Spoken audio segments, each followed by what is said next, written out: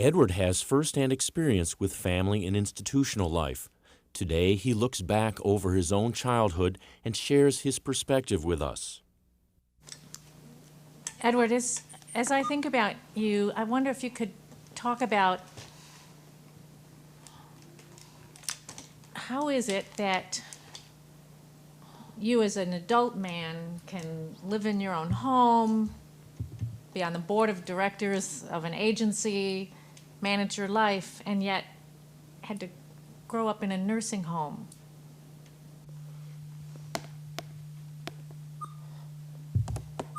It was the only option. I lived in the institution for 4 years. At the time I was a young adult. Something that will always be clear in my mind is memories of children with lively rambunctious spirits being admitted to the facility. Within months, these childlike spirits would be replaced by passiveness and compliance.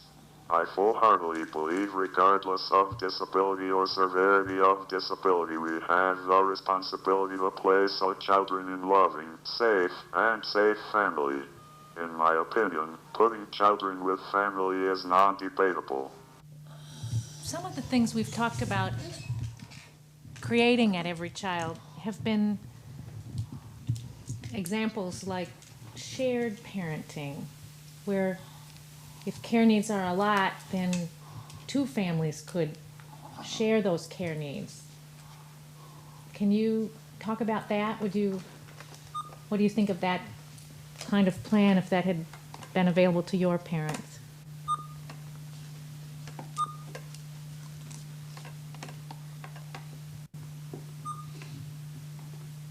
In Vermont, I had that. You had that in Vermont, and it worked? To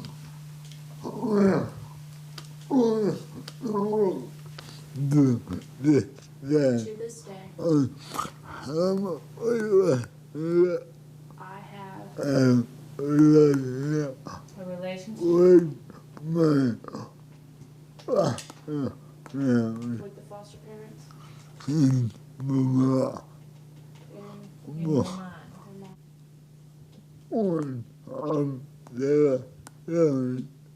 once he's there. One of their children? When you go and visit them, you feel like one of their children. To this day, I have A relationship?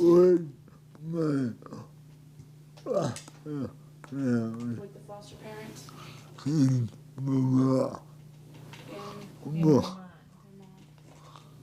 So all these years later, you still have feeling for a second family in your life? About once a month? You talk to him. So there's room in a child's life for two families. And that might be one of the options that families ought to have today. See, a lot of folks can't quite imagine the possibility of two families sharing. So many children who live in foster care, when we think about foster care, are placed in foster care because there was a problem about their parents. And so this idea is, if a birth family can't raise their own child, they need to give that child up to some other family. And what you're describing is different. Your family was intact. They were voluntarily made this arrangement. Another family shared with them in parenting, and you're fine with that, and they're fine with that.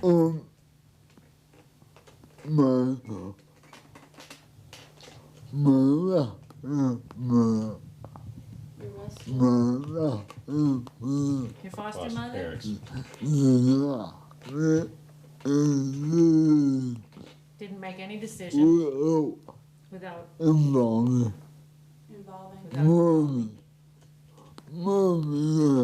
your mom and dad.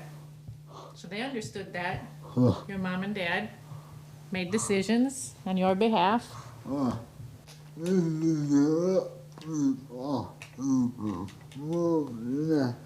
They did not let them call them mom and dad. They didn't let, your foster parents didn't let you call them mom and dad because they understood your different relationship. Okay.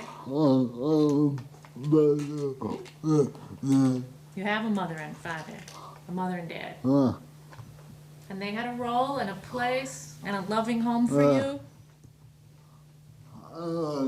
As Edward quite eloquently describes his long-term relationship with a family he hasn't lived with for years. And they're still very much a part of his life.